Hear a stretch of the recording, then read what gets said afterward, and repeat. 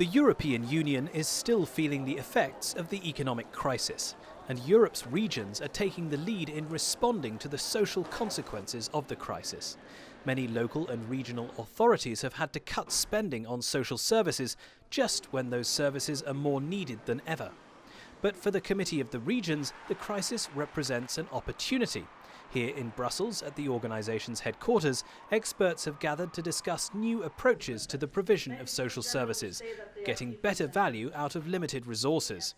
Mercedes Bresso is the president of the Committee of the Regions.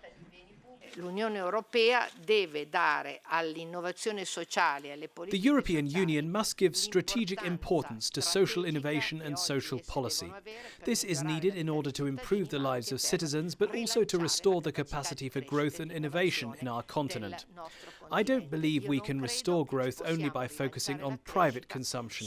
Growth in the public sector is another vital element to reviving the European economy.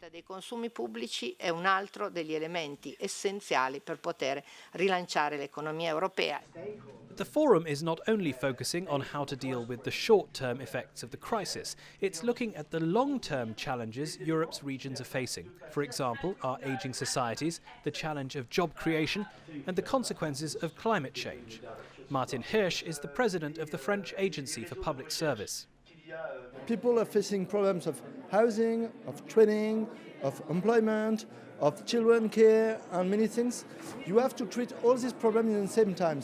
And very often you have different local authorities, different public services which are not coordinated. So you have to find new methods to put them together, because people are not able to cut themselves into different pieces. The forum has focused on several aspects of social innovation. One of the forum's workshops has been analysing challenges related to a society with more older people. These challenges go well beyond pensions, retirement and labour market issues. They also include how to promote long-term mental and physical well-being, something known as active ageing.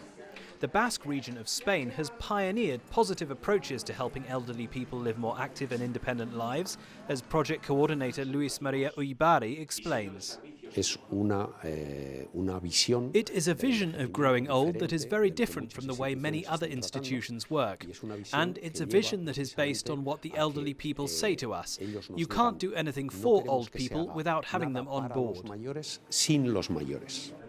In the Flanders region of Belgium, an innovative system has been developed allowing otherwise isolated elderly people to stay in touch with friends and family using their TV sets.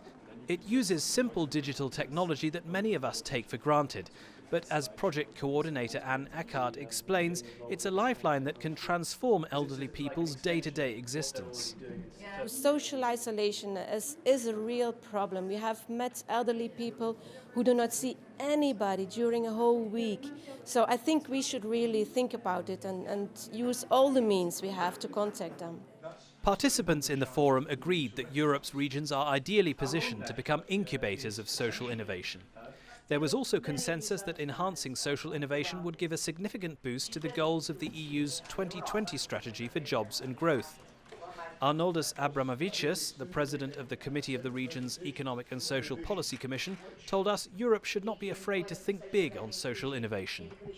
Innovations is always experiment. Sometimes it's failed, sometimes it succeed. And I hope that after such kind of events, it's most important to be more sure that all our experiments will succeed. And the Committee of the Regions is placing itself at the vanguard of social innovation, helping to coordinate and develop ideas that will benefit all of Europe's citizens.